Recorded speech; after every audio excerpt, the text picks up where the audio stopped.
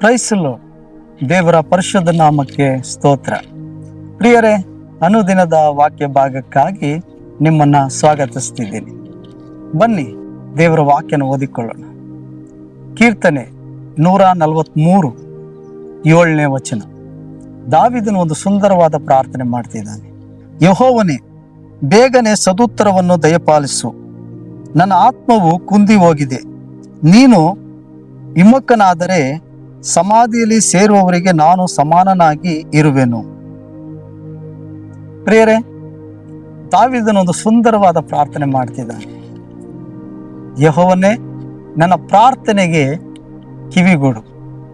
ನನಗೆ ವಿಮುಖನಾಗಿರಬೇಡ.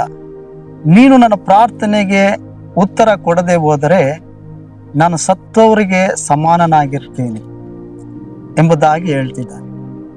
ಹೌದಲ್ವ ಪ್ರೇರೆ? ನಮ್ಮ ಜೀವಿತದಲ್ಲಿ ದೇವರು ನಮ್ಮ ಪ್ರಾರ್ಥನೆಗಳಿಗೆ ಉತ್ತರ ಕೊಡದೆ ಹೋದರೆ, ನಮಗೆ ದೇವರು ವಿಮುಖನಾಗಿದ್ದರೆ, ನಮ್ಮ ಜೀವಿತದಲ್ಲಿ ನಾವು ಇದ್ರೂ ಕೂಡ ಸತ್ತವರಾಗಿರ್ತೀವಿ. ನಾನು ಇದ್ರೂ ಕೂಡ ಸತ್ತವರ ಹಾಗೆ ಅಂತ ಕೆಲವರು ಹೇಳ್ತಾರೆ. ಆದ್ರಿಂದ ಅಂದ್ರೆ ಯಾಕೆ ಈ ಮಾತನ್ನು ಹೇಳ್ತಾರೆ ಅಂದ್ರೆ, ನಾವು ಯಾರು ನಮ್ಮ ಜ್ಞಾಪಕ ಮಾಡ್ಕೊಳ್ಳಲ್ಲ, ಯಾರು ಕೂಡ ನಮಗೆ ಒಳ್ಳೆಯದನ್ನ ಬಯಸಲ್ಲ, ಯಾರ ದೃಷ್ಟಿಗೂ ನಾವು ಒಳ್ಳೆಯವರು ಎಂಬುದಾಗಿ ಕಂಡು ಬರಲ್ಲ, ಯಾರು ನಮ್ಮ ನೆನಪೇ ಮಾಡ್ಕೊಳ್ಳಲ್ವೇ.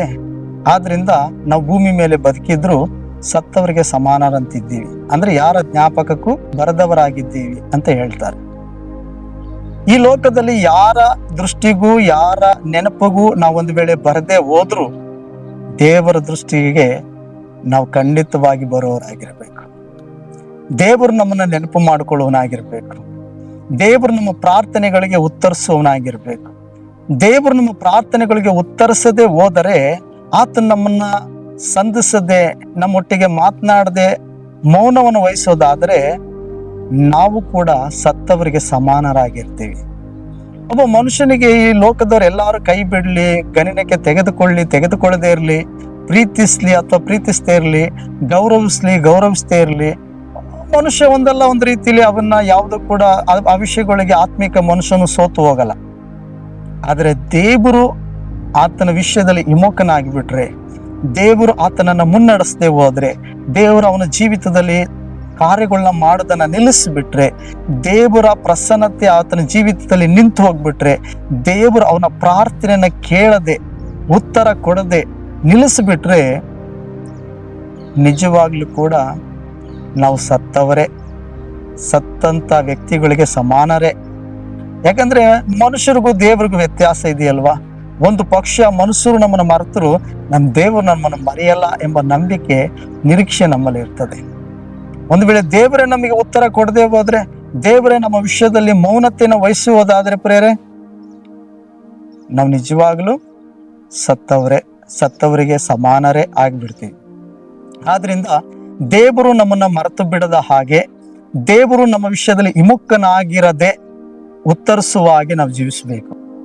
ದೇವರು ನಮ್ಮ ಜೀವಿತದಲ್ಲಿ ಯಾವಾಗಲೂ ಆತನ ತನ್ನ ಕಾರ್ಯಗಳನ್ನ ಮಾಡುವವನ ಹಾಗೆ ನಾವು ಆತನ ಸನ್ನಿಧಾನದಲ್ಲಿ ಕಾಣಿಸಿಕೊಳ್ಳಬೇಕು. ಮತ್ತೆ ಆತನನ್ನು ನಾವು ಸಂತೋಷ ಪಡಿಸುವವರಾಗಿ ಕಂಡು ಬರಬೇಕು.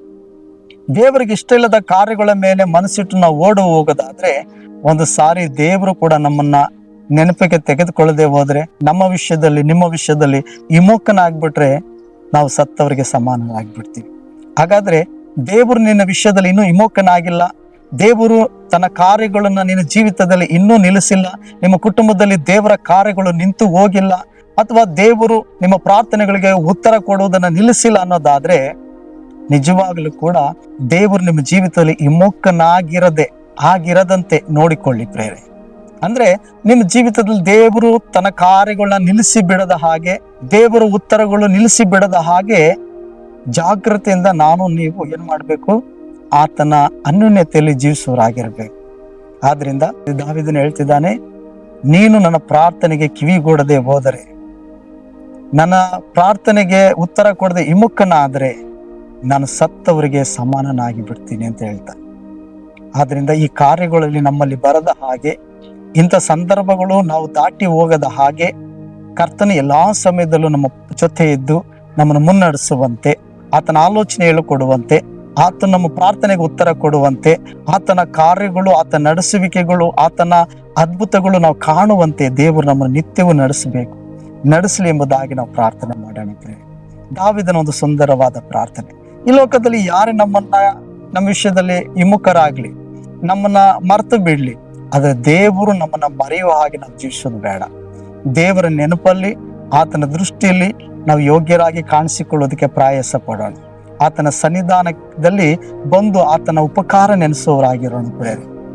ಆದ್ರಿಂದ ದೇವರ ದೃಷ್ಟಿಯಲ್ಲಿ ನಾವು ಜೀವಿಸುವವರು ಮತ್ತೆ ಆತನ ಪಾದದಲ್ಲಿ ಇರುವವರಾಗಿ ಕಾಣಿಸಿಕೊಳ್ಳೋಣ. ಆಗ ನಮ್ಮ ಪ್ರಾರ್ಥನೆಗಳಿಗೆ ಉತ್ತರಗಳು ಬರ್ತದೆ.